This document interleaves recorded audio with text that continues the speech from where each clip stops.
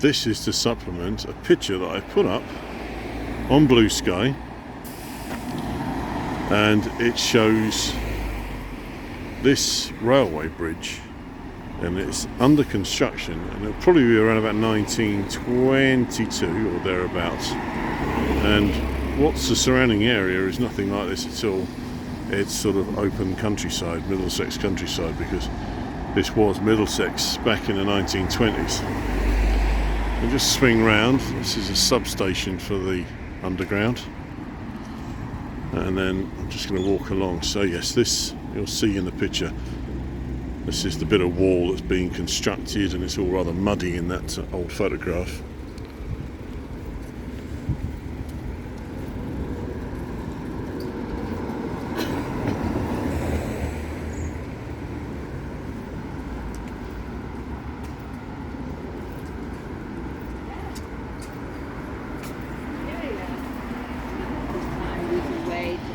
This is quite interesting because this used to be had an arch over the top of it, and you would have been able to walk down onto the platform. So it still is an emergency escape route.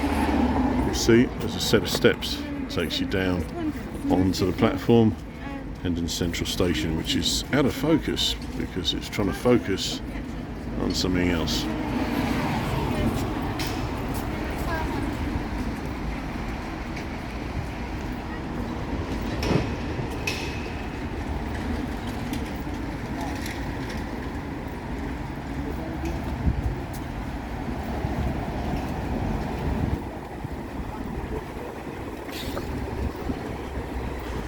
So we're now approaching Hendon, what was Hendon Circus.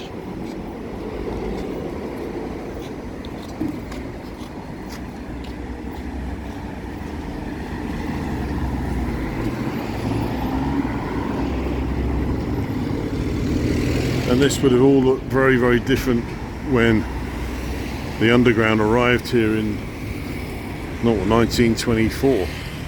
With this station entrance. So the station entrance was just where these columns are. The blocks of flats and the shops underneath it weren't added until a few years later. This underpass wasn't here, and in the middle of the road here would have been a circus this year roundabout. That's Vivian Avenue going up there. So all of these buildings went up quite quickly as soon as the underground arrived.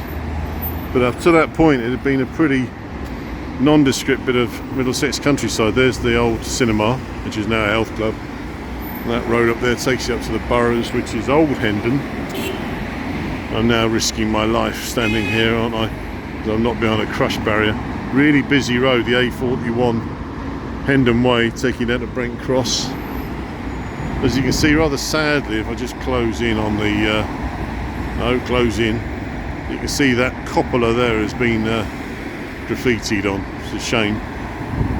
And there's been a lot of changes recently, because over there on the other side of the road used to be NatWest Bank, and there would have been a bank on that site right from the start, but it closed within the last few months. So that's another bit gone of the whole feel of the place. It's quite interesting. I might just walk up on the other side of the road, or shoot the other side of the road. Hold on. Right, I think I thought I was filming when I wasn't. So that's the top of the garage, and then looking down again.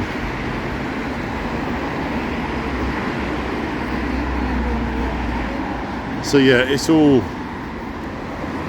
a bit shabby and a bit run down, and I do wonder really just how much more it can get tatty before some organisation, I suppose it's called a council, isn't it? Barnet Council. I mean, they are the council for this area. At what point do they step in and say, we need a plan for Hendon Central, we need to, get it tidied up, because it really is looking pretty sad and sorry for itself. So just going to pause a second.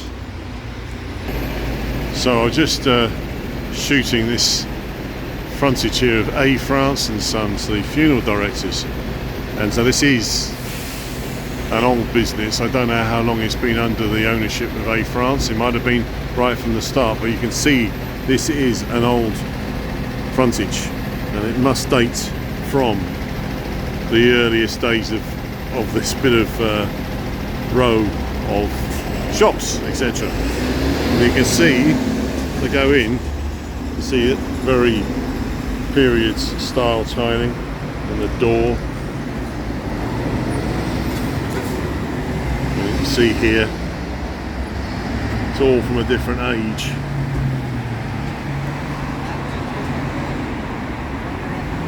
Quite incredible. Remarkable survivor. The other one that's quite interesting is on the other side of the road.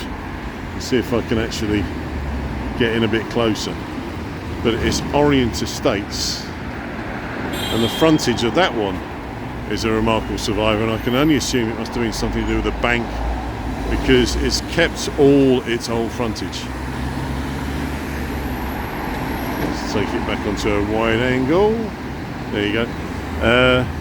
So yes, the other one that's quite, for me anyway, interesting is what we're walking up to now, which is now a Nisa convenience store. I'll just swing around. See, look, it's very, this frontage is remarkable, all this sort of colonnade stuff on the top. Very 1920s. Very grand. It was to give the impression that it had always been here, but like I said, up until about 1923 this was just all fields. There was nothing of any great note. So this is the Nisa store. This used to be an Express Dairy store and then an Express Dairy supermarket, and I seem to remember it actually being called Express back in the 80s. You just make out a bit of ghost sign at the top there. Read that, it says Central Parade. It's just barely visible. Really, really busy. I suppose it's lunchtime at the moment. We're just getting into the early part of lunchtime. So, yeah, it's getting a bit lively. Monday afternoon, early afternoon. Just gone 12.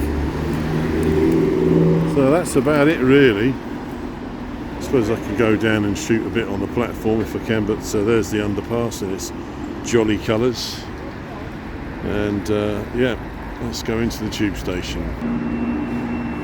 So this is the sort of lobby area of the tube station. This wonderful checkerboard flooring. This is all, I think, listed actually. But certainly what remains of it. And then going into the main booking office area. So like I said, when the station was built, this bit was the bit you'd see. All that stuff outside wasn't there. A really nice bit here where it should say, yes, telephones. So it's got a bit of water ingress and the wood's getting damaged. Unfortunately, a lot of London Underground buildings are suffering from neglect.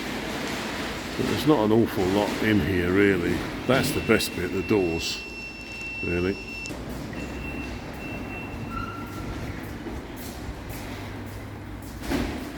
And then out onto the windows. I'm going to shoot a bit on the platform. So I'm on the platform now, and this building you can see here used to be a signal box. So above it, on that bit of concrete, there used to be an actual room with sort of wooden windows, etc., but that was removed at some point in its life. But you can still see the supports. It's quite interesting. And there's the tunnel mouths taking you on the way through to Colindale. The platform.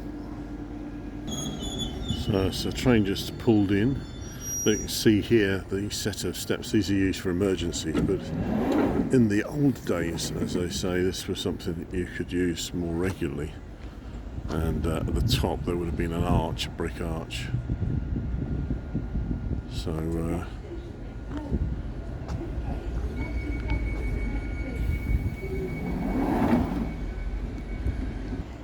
so this is the back of the station. These buildings would have been original. As you come onto the platform, the bigger building behind it would have been built later. And so what's quite nice about this one is, if I just zoom in, this window with wonderful sort of leading in it. Don't know what that was. big windows. Presumably something to do with the station. I have no idea. It's fascinating all the same.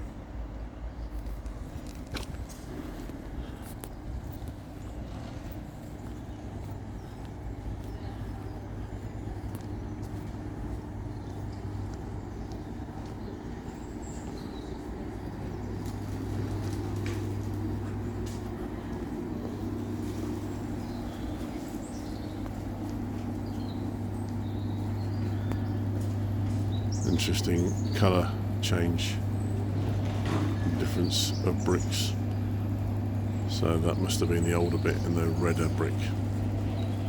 Right.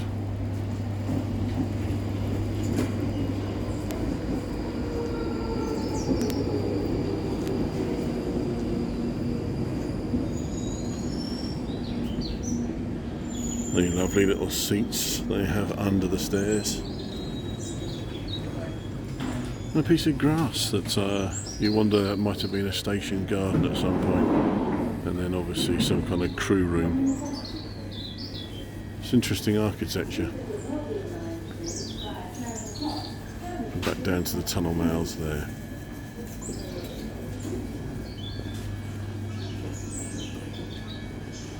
And like I said, there are lots of pictures on the London Transport Museum site that show all this when it was being built.